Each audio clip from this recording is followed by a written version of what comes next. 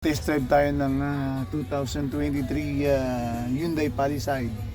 So ito yung kanyang interior. So moonroof. Everything is powered.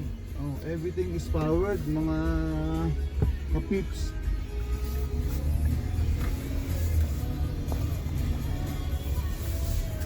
So lahat digital, electronic yung ang panel, mga 12 inches yata to, 14 inches, hindi, mga 10 lang siguro. Ang lamig dito. Pero ang sarap So, sa 360 camera, may viewing dun sa sa dash. Yan, makikita mo yung yun, papasok ako ng line, may mga camera siya talaga dun. So automatic pala nag-i-engage yung mga camera doon pag na signal light. Pag nag-signal light ako, mag-turn right ako, lalabas yung mag-activate yung camera doon sa right side na mirror, Ang galing mga kapips, high-tech na high-tech. Parang kayang bilhin. Kaya lang maliit yung trunk niya. Hindi kasya yung mga luggage ko. Heater siya pero hindi siya nainit. Heated seat siya pero hindi siya nainit. Hindi, umiinit naman mga kapips nga. Mali lang yata yung napindot na yun dapat. So heated din siya, steering wheel, Yung heated niya, seat saka backrest. Ayan, passenger saka driver side. So yung sa akin, inactivate ko na. Wala akong nararamdamang init. Pero yung driving pleasure maganda mga kapips. So basic yung kanyang mga dial dito sa steering wheel. Pero nakalagay dito umiinit yung steering wheel, pero dahil siguro minus dito sa amin. May faucet lang pala siya na heated. Bandang Be, dito lang. pakisarado nga itong mga ganito. Dito, sa yatang remote yan. Ito, nag-drive ako. Ang lamig naman. Ang gandang i-drive, medyo yung kanyang driving comfortability, tama ba yun? Maganda, parang masarap to. Masarap tong rentahan naman, total na i-drive na namin. Di ba mga kapips? Dito lang tayo sa vlog, magbablog-vlog lang tayo dito na na mag-tested tayo ng mga sasakyan. Ngayon, yan ang aming yan ang aming gagawin. Aking camera girl, nagpunta doon sa third row seats. Kumusta ka dyan, madam? Masarap dito. Masarap yan. May kape pa, may Starbucks pa dito. Basic lang yung kanyang trim. May combination ng mga plastic at leather seats ng model na to. Yung kanyang armrest, yung legroom, malaki, maluwag. Maliliit lang ang taong pwede dito sa likod. Malaking legroom sa mga size naming mga giant. Yan. So, touchscreen palagay ito, mostly yung navigation nila, yung head unit touchscreen. Sabi nung salesperson, yung upuan daw ng driver na i-squeeze when leaning. So parang sporty.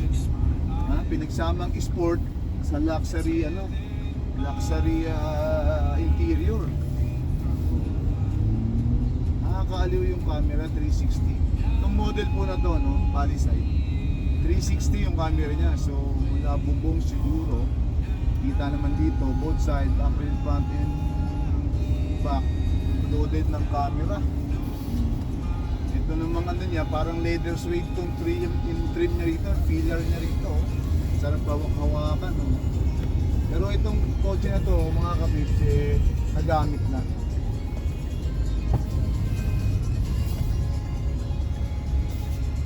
Stop na tayo. Galing. Masarap i-drive to.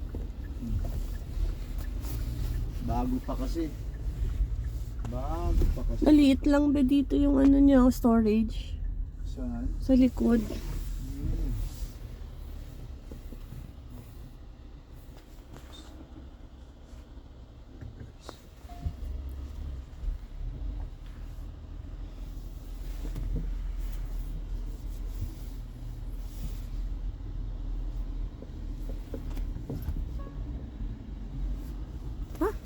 camera siya. Dumadaan. Diba? Kita mo.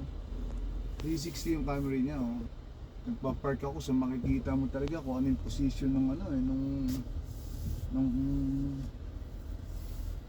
sasakyan. So hindi ko alam kung saan ko ipa-park ito. Diyan na, no? Sa harap. Dito na lang siguro. Dahan-dahan.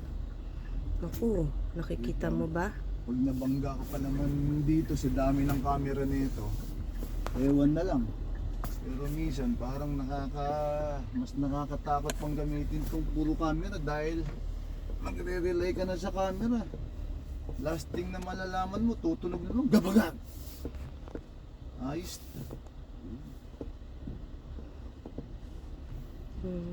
So, ano siya, lahat button, push button, no? Yung park, push mo na lang, park na. So, automatic na siya neutral, oh. Oh.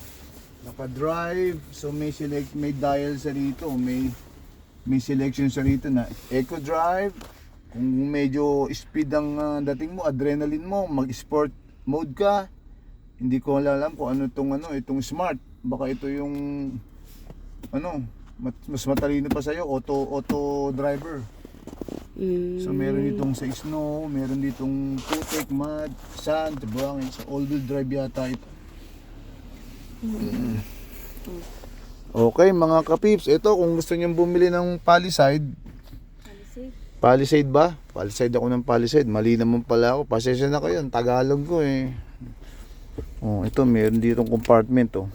Push. Ah, paano ba to? Ito push pala ito. Oh, yun, push. Oh, halatang nagamit na, brother.